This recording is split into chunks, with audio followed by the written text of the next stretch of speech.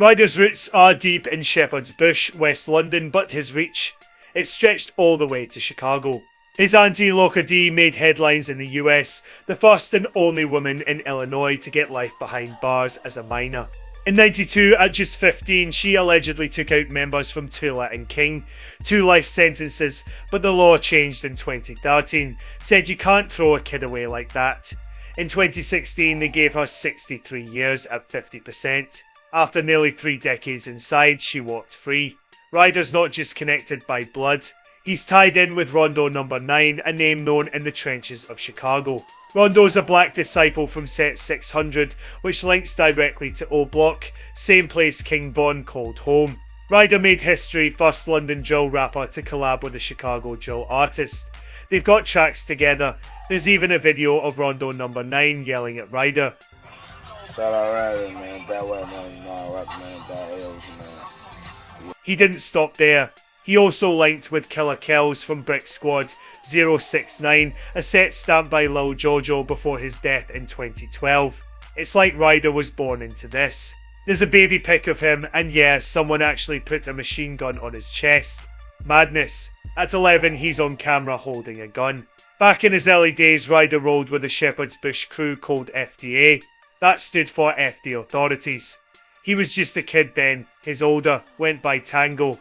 Real name Sufjan. Shepherd's Bush had other sets too, but one thing they all shared, beef with Hayes. FDA didn't rate a trapper from Acton named Iceberg. Then came the 17th of September 2007. Iceberg, real name Daniel Dennis, got caught slipping. Gunmen pulled up next to his black BMW on Brassey Avenue in Acton and let it ring. He was found by passers-by, rushed to hospital, didn't make it through the night. And the shooter? Word is it was Ryder, 10 years old. 10. He got grabbed along with others, but the case went cold. No charges stuck, still unsolved. Ryder even drops bars about it, says that was his first case at just 10. Original SB, I was out here when Westfield wasn't. Caught my first case at age 10, ever since then been Nankins. Fast forward, the 21st of November 2008. A man named Tugsy, aged 24, got shot in the chest in an alley in West Ealing. He was part of Section 18, a Hayes set. He didn't survive. Allegedly the trigger man again, Ryder. He was 11. That's 2 bodies on his name before hitting secondary school. No charges ever filed, but others got convicted for covering it up. People say Ryder's a killer, and one reason. The show's splash verse. He's on it. Someone points at a young Ryder and says, "Young killer knee height." Then came tragedy closer to home. The 25th of March 2010, FDA member Tango, Ryder's older, got murdered, stabbed 9 times at Victoria Tube Station. The killers were teenagers, Obi Anuoke, Christopher Omoregi and Samson Odegbone. They got life. One of them, Christopher, is actually the older brother of UK rapper Dave. CCTV footage shook the country. Broadcast for the first time, this CCTV shows a teenager, samurai sword in hand, heading to Victoria Station. He was one of 26 formers running towards a fight, in which 15-year-old Sofian Belamuadin was killed. Immediately, the samurai sword was produced and a variety of other weapons, and there was then what I've described as an infantry charge across Terminus Place. The group, including Sofian, who were less well armed and fewer numbers, immediately turned and fled. It was as Sofian tried to make his escape here at Victoria Station that he stumbled and the group caught up with him. Then, in front of hundreds of commuters, they launched a frenzied attack. In just 12 seconds, he was stabbed 10 times and suffered 20 separate injuries. I saw one of the attackers had a kind of a long implement in their hand, and they made a kind of a stabbing motion on the boy who was being attacked, and he was trying to get himself up off the floor. The day before the attack, the police broke up a fight between the teenagers from rival schools, but using Facebook and Instant Messenger, they quickly organised another confrontation.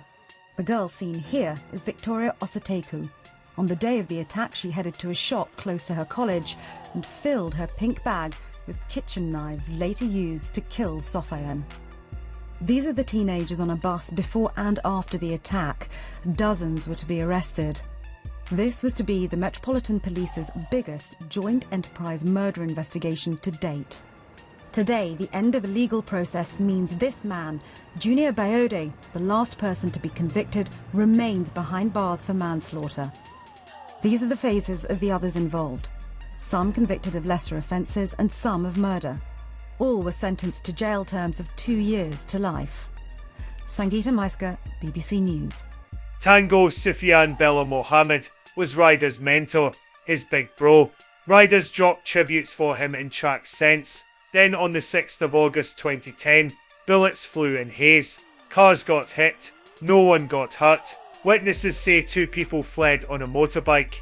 Police ran out of leads. Said they'd only reopen the case if new info pops up. And again the alleged shooter, Ryder. By 2011, Kid Tana and Ryder, both FDA members, had formed their own sect. They called it Obi Original Bush Youngers. The year before, on the 6th of August 2010, Hayes was rattled in the early hours. Gunshots tore through the street. Bullets sprayed into cars. Somehow no one was hit. A motorbike sped off. Witnesses say 2 people were on it. One driving, one riding pillion. Police say they ran out of leads. Unless someone comes forward, that case stays closed. But in the streets, people already knew. The one pulling the trigger in that drive-by, allegedly Ryder. Now Obi wasn't just any crew. Inside it was a more serious batch. The ones who really stepped out. They called themselves 8712, or simply the 87S. They moved from Bicklow Gardens and White City Estate in W12. But it ran deeper. 8712 came from 876, straight from Waterhouse, Jamaica. The 87 was short for 187 Murder Code. The 12 was from their postcode W12. And if you ever saw them in a black bandana, you'd know what time it was. Their list of enemies? Long, Hayes, Northolt, West Drayton, St Ralphs, Greenford, Southall, Wellsden Green. Even the council clocked it. Fulham and Hammersmith Council named the 87S as the most dangerous gang in Shepherd's Bush, rooted deep in White City. And Ryder, he wasn't just known for gunplay, he held his knife like it was part of him. One time, he stabbed Blitz, a rapper from Wellsden Green. Blitz was around the same age. That didn't matter. Every year, Notting Hill Carnival brings out over 2 million people. It's meant to be love, culture, Caribbean pride, but for gang members across London, it's also hunting season. Everyone's watching their backs. August 2011, it happened again. Shotty, another FDA name, reportedly stabbed a rival at Carnival. There's word a 12-year-old Ryder was there too. Shotty was later arrested in West London, suspected of attacking a 20-year-old man. Before the feds grabbed him, Shotty passed his scarf to Ryder. Same one you see in this photo. That scarf meant something. Then came 2012, and now the music started turning up the beef. Hayes and Bush were going back and forth. Real Raids, a Hayes rapper, dropped out on the strip. He took aim at Obi. Ryder clapped back fast. At the time, he was dropping music under the name Bush Boy Ryder. He released a track called Active, where he boldly dissed Purple Haze. Hayes Town, they fucking clown, they know we keep banging. Tension lit up all over again. Then came the 16th of December 2012, 2 AM, Uxbridge Road. Obi, Ryder and Raina Lane members were outside after a party, cooling off. Hayes got the drop. Within minutes the road turned into war. It was chaos, over 100 on both sides. Knives in hand, no one cared. It turned into one of the wildest gang fights West had seen. Teenagers were getting stabbed left and right. Then Hayes member Ranger pulled out the banner. He fired 5 shots. 1 bullet hit a bystander in both legs. Another bullet hit a Raina Lane member, left him damaged for life. A witness told the Gazette there were about 100 to 120 of them. About 90% of the males had something in their hands, a bottle or something shiny. It was weird. It would be calm until all of a sudden one group would run at another and there'd be a lot of screaming and shouting. It happened in waves. I couldn't understand what was going on. Then they saw a man run with a knife at a group of 4 or 5, all holding blades too. He charged them. They backed up, but one slid behind him, smashed a bottle over his face. He dropped, then the others pounced. They stabbed him while he was on the floor. It was all very scary. It was like the riots again. People from the pub Flanagan's came out shouting. One staff member dragged the stabbed man inside, tried to save him. With many of the older Bush figures locked up, Ryder started rising fast. His name meant something now. He wasn't hiding. He led from the front. He was out there sliding on enemy blocks with his cousin Sav 12, then hitting Twitter to brag, some cryptic, some bold. Everyone knew who he was talking about.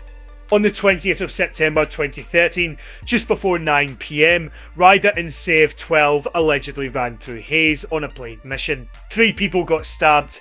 Word on road, one of them was Hayes rapper Cruiser.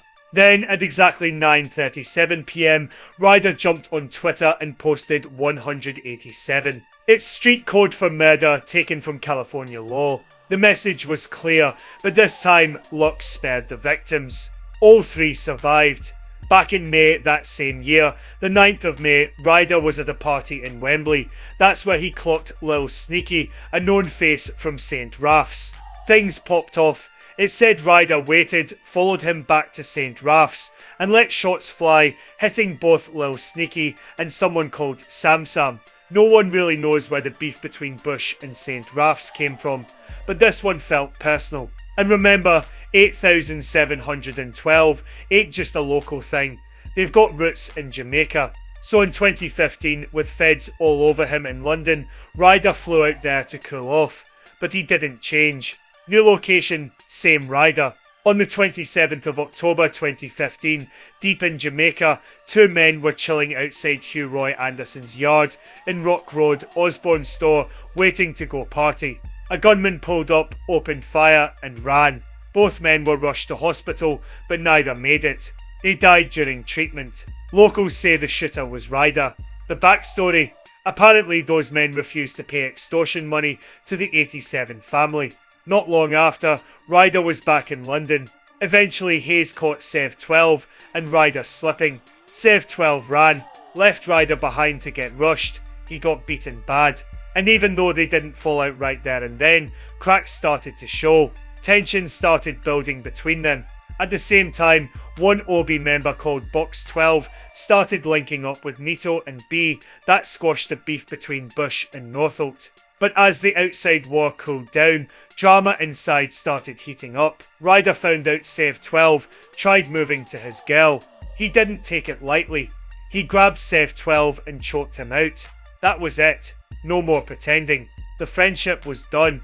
From then, Ryder was on smoke, not just for Sev 12, but for anyone close to him. Now there's S1, the Bush rapper. He was tight with Sev 12, so Ryder sent a clear message. He shot up S1's nan's yard. No one got hurt, but the message was loud. After what happened to man, yeah? Yeah, I heard still. I tried to call you, but it's like your phone. Blood. You know, S1. No, my man, so crazy. My man didn't even hit my nothing, fam. No, but me and him spoke about that. This is what I'm saying. But alright, cool. Don't get it twisted. Me and him spoke about that. Because you never said nothing to him. What? He found, do you know how he found out? Through me. Say what you are. And he didn't know. On my mum's life. But even after all that, S1 didn't want the smoke. He let it go. And that just shows you, Ryder was feared. Even the ones who had reason to go back at him thought twice. As for Sev 12, the bond was broken. They cut ties, never patched it up. Ryder eventually got caught on a knife charge. He did a year inside. Then came fatherhood. And that changed something. He calmed down, stepped back from war, focused on making legit money, looked out for his family. And that's where the story wraps up. For now, make sure you hit that like button, subscribe and stay locked in. More real stories are coming.